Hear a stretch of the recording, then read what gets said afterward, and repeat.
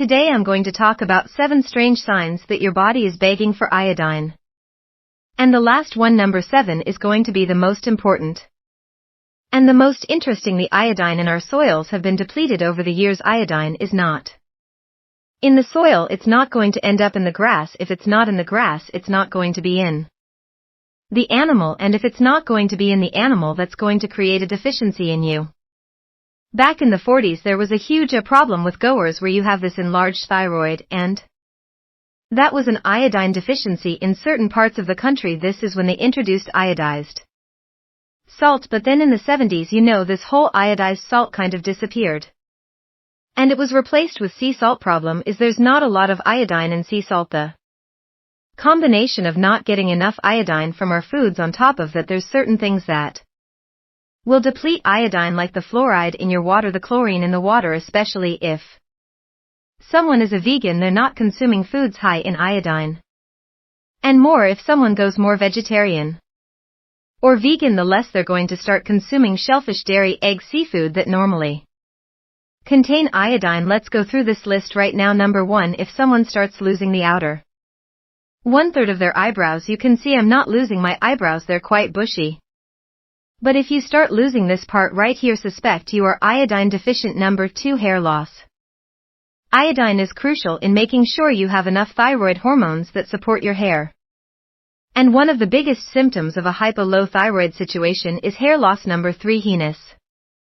Almost like there's a lump in your throat. And that is because the thyroid is enlarging, because it's trying to reach out and grab onto some iodine that puts pressure on your vocal cords, which can not only affect your voice but it can affect other areas as well. Number 4 is an enlarged tongue. Your tongue starts to get bigger, and the way that you're going to know that it's enlarged is you're going to look on the part of the tongue and you'll see these little indentations. Suspect you are deficient in iodine. Number 5, unexplained weight gain. For no reason, you're just gaining more weight. You're not doing anything out of the usual, you just find your metabolism is just super slow. Suspect in iodine deficiency because the iodine is not supporting the master metabolism gland in the body, called the thyroid gland. You're going to notice that you're going to gain weight all over equally, not necessarily in one place. Number 6, your estrogen is going to go up. That can show up as a heavy period or heavy cramping or headaches that time of the month, even waking in your hips.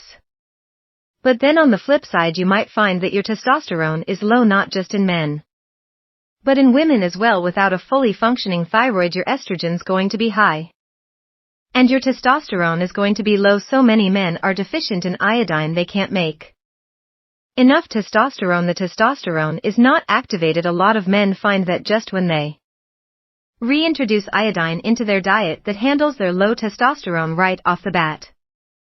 Testosterone is not just about libido. Testosterone is a very potent anti-inflammatory. It helps certain things in your immune system reduce inflammation. Testosterone is all about preventing the loss of muscle both in men and women. Testosterone also supports your bone health, so if you're deficient in testosterone, you may find that you're getting osteoporosis or even osteopenia. Number 7 is the most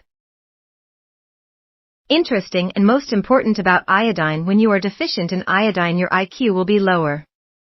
This is not just in small children, it's in adults at any age. Iodine affects your cognitive function from different angles. Number 1, the thyroid directly affects the brain. There's 2 parts of the brain that have a lot of concentrated receptors for thyroid hormones. One is something called the hippocampus, which is all about executive function, making decisions, problem solving, giving you enough attention and focus. Certain people are more susceptible to this problem. If the child is 1, 2, 3 years old into development, it's very important for them to get enough iodine. If you're deficient in iodine, you're going to have problems with your cerebral cortex as well as your hippocampus, and this is going to show up in the inability to remember certain things, have a strong amount of attention and focus on certain things, problem solving functions. Overall creativity will be diminished. The interesting thing about the IQ is that yes, it's true that over the last 40 years IQ has been decreasing, but it's very difficult to measure the actual IQ over time because there's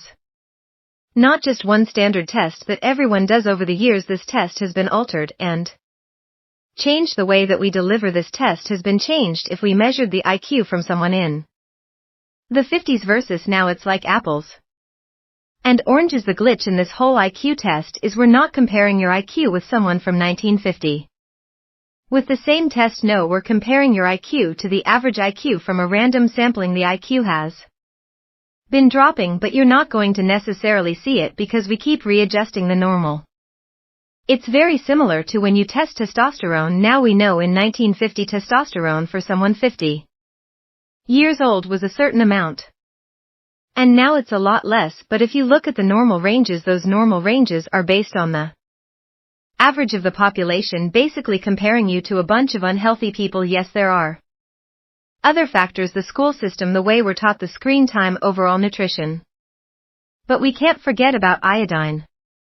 And just some random assessments looking at urine iodine levels from 1990 to present time, we're at a 50% less iodine level. The most important thing about iodine is to provide the thyroid enough of its trace minerals for these thyroid hormones to work. Thyroid hormones go into every part of the body. They affect both the ovaries and the testicles. They help regulate or modulate or control estrogen dominance. Thyroid hormones directly help cognitive function as well as your mood. People with a low thyroid are usually depressed.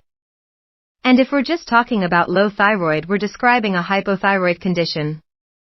And by the way, hypothyroidism is one of the most common health problems worldwide. There's another partner trace mineral that's really important in Hashimoto, which is the autoimmune hypothyroid condition, and that partner trace mineral is selenium. Instead of waiting till you get one of these symptoms, I suggest you just prevent an iodine deficiency by starting to consume foods in your diet that have enough iodine, and sea salt is not going to cut it. Here are the foods that are high in iodine: SE or seaweed, shellfish, and fish from the ocean. Now you will get iodine from eggs and dairy, but only if that chicken or cow has enough iodine in their diet. Last important point about this topic: get a filter that filters out chlorine and fluoride to make sure both of those do not interfere with your thyroid. Also, be careful of the toothpaste that is filled with fluoride, as well as getting fluid treatments at the dentist that can affect your thyroid as well because it blocks iodine. Thanks for watching, and